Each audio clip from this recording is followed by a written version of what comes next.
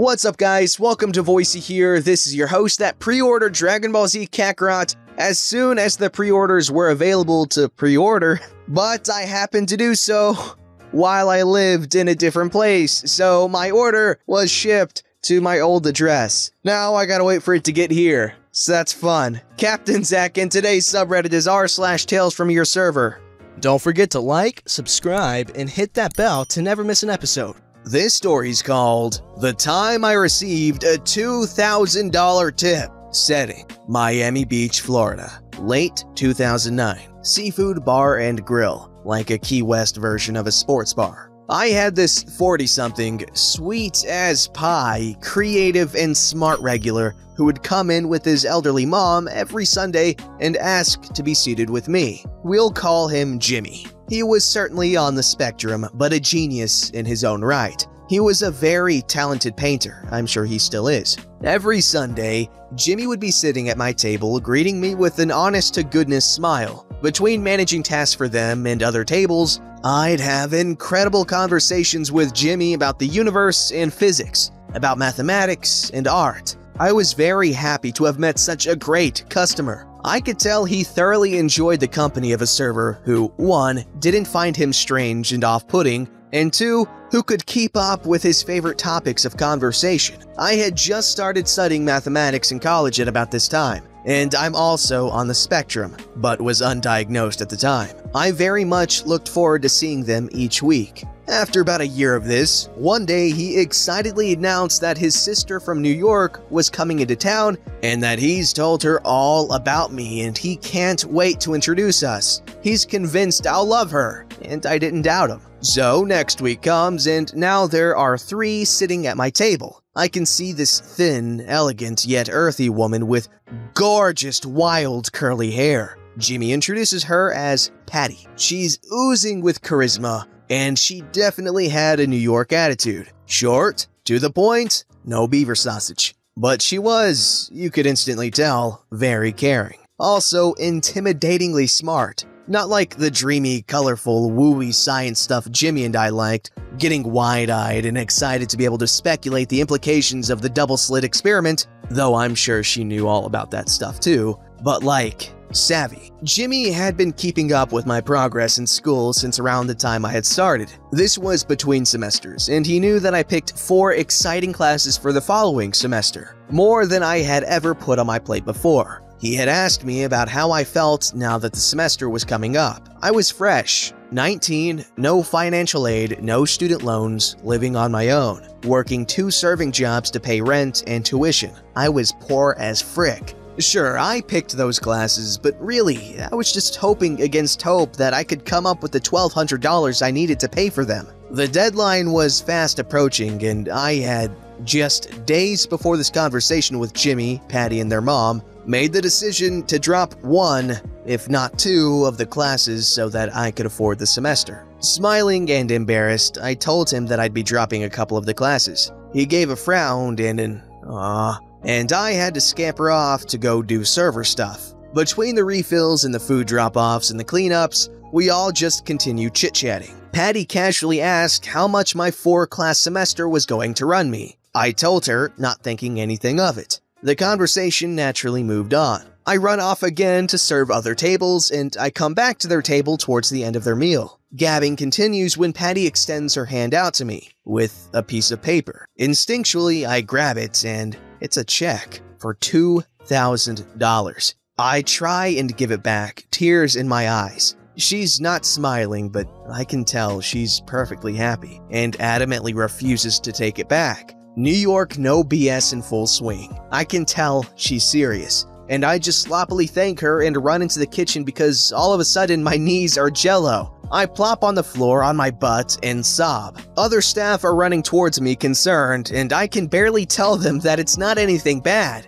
that in fact, it's incredible, through the crying. Eventually, I gather myself and I gave her a bit better of a thank you and said goodbye. I paid for and took all 4 classes, passed all of them with a perfect A. I bought a graphing calculator and a laptop too. I'm not a mathematician yet, but I'm working on it. And I'm not rich yet, but the moment I can afford to make this kind of impact on someone else, I will. Thanks, Patty.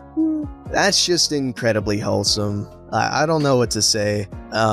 I love hearing stories of people forging relationships with regular customers, because something as trivial as going to a restaurant for a nice meal, you can make a pretty good lifelong friend. Because if you guys don't move and you like the food and you just go there, there's a relationship building, and that's always a sweet thought. And this woman who didn't even know our Redditor here gave this random person $2,000 for them to pursue their education, and now they hope to one day pay it forward, and that's a really good thought.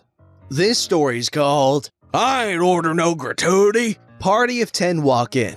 They want hibachi, mostly middle-aged women with one young boy between 8 and 11 years old. They're loud and having the time of their lives, but we get the vibe right away that they might end up causing trouble. They are delighted to find out my coworker, who we'll call John, is waiting on them. John spends 6 days a week at the gym, so he is very fit, and objectively, he's a good-looking dude. John is also something of a pervert and makes uncomfortable comments about attractive young women all the time, which makes this all the more entertaining. Naturally, John is getting a taste of his own medicine, and it's both horrifying and glorious to watch. I don't remember everything they said and did, but here's an example. One of these lovely ladies sucked the pink sauce off a shrimp and then licked some of it off her lip before breathlessly informing him, "Oh, I'd love to lick this sauce off your rooster." Remember how there's a child at this table? That's his mom. Somewhere along the way, John was so uncomfortable that he transferred the table to another server, a woman in her 60s. There ended up being some kind of miscommunication regarding the separate checks, so when it came time to pass those out, they were all wrong. The crap storm moves in. Now they're angry, and there's gratuity on the check, and since they have something to bench about, so help them, they're gonna bench. My manager goes over to the lady with the kid and is trying to talk her off the ledge while our server goes to sort the checks. It takes a while and they keep moving closer to the door. Tension breaks between the lady and my manager. "I'm about to smack the crap out you if you don't get out of my face." "Excuse me, did you just threaten me?" Manager ends up calling the cops. The server passes out the checks once more. She is literally shaking. I watch from the server station, far more amused than I probably should have been. Cops show up, and the women crowd him. He's able to talk them off the ledge, probably because he looks a lot like John, honestly, until one of the women that had been carrying on during the drama finally puts on her reading glasses and looks at the check for the first time. "Excuse me, ma'am? This still ain't right. I know I ain't ordered no gratuity." Happy ending. Phrasing. They paid and left. The server got her gratuity, John left for his lunch after transferring the table, and got to come back from break to have a laugh about it over cigarettes. Sometimes I still remind John about that table and how karma may still bring those women back into his life if he goes too caveman. Frankly, John, I don't think you appreciate those comments enough, okay? If a bunch of middle-aged honeys wanted to say something... I'm sorry, I can't. Not that there's anything wrong with middle-aged women. No, believe me, there is nothing wrong with them. It's just those types of comments are inappropriate coming from anyone at a restaurant setting. Unless that restaurant is specifically known for that, then have at it. And you know what? I would be one to enjoy it, because attention is nice. I'm kidding, don't be perverted, unless you want to. Haha, mixed messages. Giggity giggity goo! This story's called Computers Crashed, Crazy Birthday Girl, and Partial Kitchen Walkout. Hi! So I'm an FOH manager and had quite the shift tonight. So our POS system has been, of course, being a POS recently. So right at 4:30, right as we're doing shift change and going into dinner service, everything goes down. I'm running around like a crazy person trying to get crap back online. After 2 unsuccessful resets, we call our go-to IT guy, who miraculously is available and comes to bail us out. In the meantime, we have called all reservations to let them know about possible issues as far as making credit card payments, etc. We were worried for a minute that we might even have to close due to too much chaos. We are not experienced with the handwritten ticket system, don't have the old knucklebuster, etc.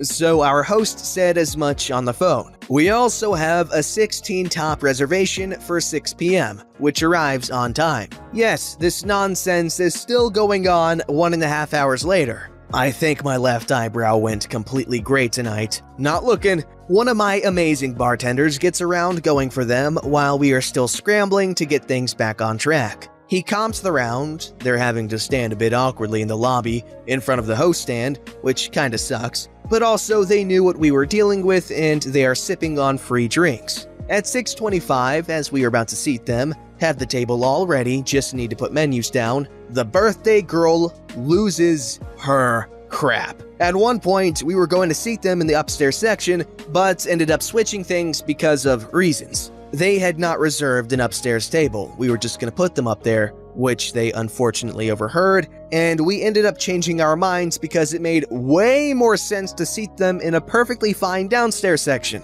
For some reason, the birthday girl got absolutely irate at this change. I heard her going off at my host, so I went over to see what the problem was. She just kept pointing upstairs and saying that they were going to sit up there. I went over and explained that we had a table all ready for them elsewhere. She wasn't having it. Started saying they'd be going upstairs anyway and I better figure it out. Said she wanted to get out of this, which I assume means she didn't want to be standing awkwardly in the host area. I get it, but the table I was trying to take them to was out of the way of all that. I explained that we did not have a server working upstairs, but did, in fact, have a table ready over there with a server. No dice. Eventually, my lovely bartender from earlier comes over and gets them settled at the proper table. Good rapport goes a long way. The birthday girl did pretty aggressively shoulder check one of my servers, and the bartender ended up taking the table because everyone else refused to talk to them,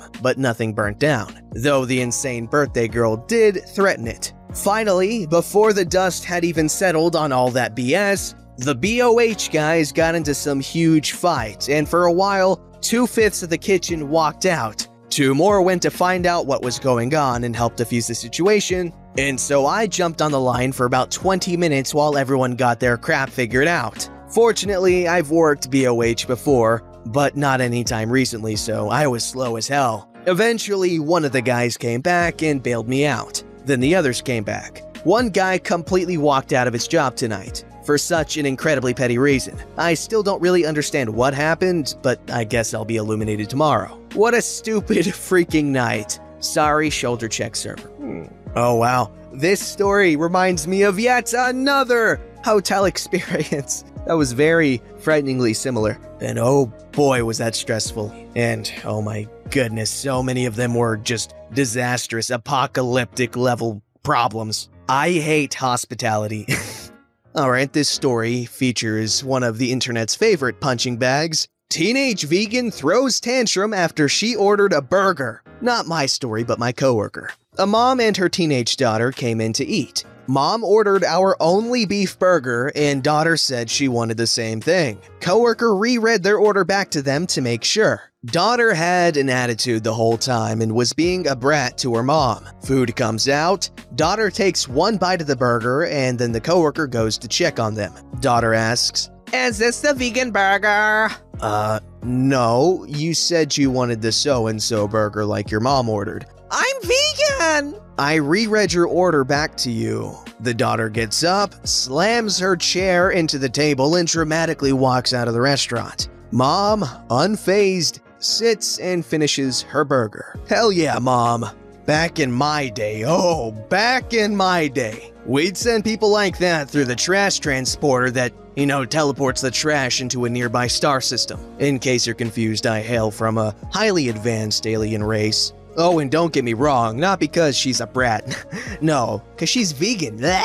This story's called "To the Two Guys Who Stayed Past Closing." You suck! Background. The pizza place I work at has a bar with a few tables in the area, and then dining room space kind of in its own little area. We only serve beer and wine, and we are open till 9 during the week. I worked Sunday and Monday, and they were both slow nights. But they were nothing compared to tonight. I started the dinner shift at 4 tonight, and the other server comes in at 5. The night started pretty good, and I got 3 tables during the first hour. After my coworker shows up, she gets the next table that comes in around 5:15, and then not a single other table comes in for like an hour and a half, and I literally have nothing to do. It was so slow, we sent the host and pizza cutter home after them being there for like an hour and a half. Not long after, the girl working takeout also gets sent home since it was so slow. Finally, at around 6:45, I get a table, and not long after, I get a second table,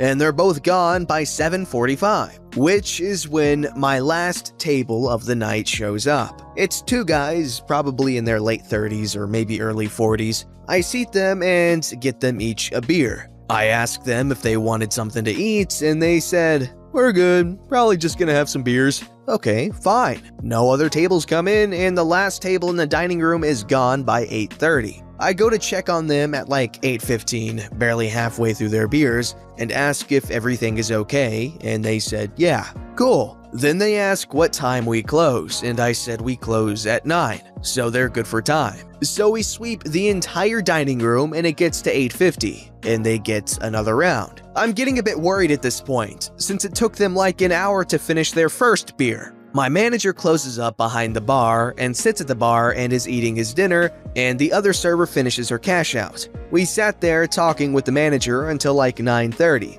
And during this time, one of the kitchen staff clocks out and joins the manager at the bar. Another 2 clock out and leave, and we say goodnight to them. Meanwhile, these 2 guys are casually sipping their beers right behind my manager. Finally, they get close to finishing, and I ask if they're still doing okay, and they mull over getting a third but decide to get the check. And then my manager lets us start sweeping at the opposite end of the bar area from where they are. They pay and then sit there talking with empty glasses until 9:45. If you're going to go out of your way to ask when a restaurant closes, at least have the courtesy to not stay 45 minutes past when we close. Like, what is the freaking point of asking if you're not gonna respect it? It's so irritating. Especially because the owner likes to close up early if it was a slow night, because it's a loss for him to keep his servers standing around until 9 if there aren't any orders in the kitchen. Both Sunday and Monday, we closed before 9, and we could have done that.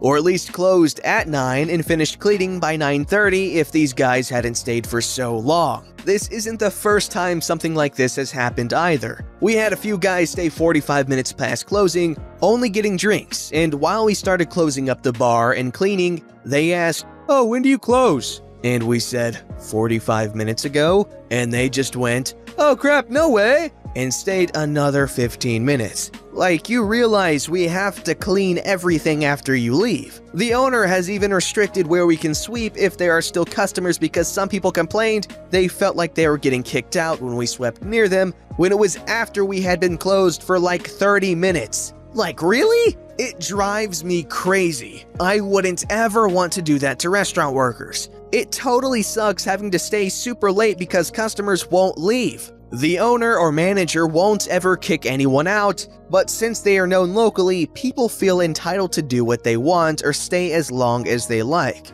Like, don't abuse that if they're trying to be nice, you know? Anyways, thanks for letting me rant. Oh yes, I can imagine that being extremely annoying, holy crap. This yet again reminds me of a certain period of time within my hotel days. However, that is a story for another day. Gotta keep you interested, you know what I mean? Don't forget to like, subscribe, and hit that bell to never miss an episode.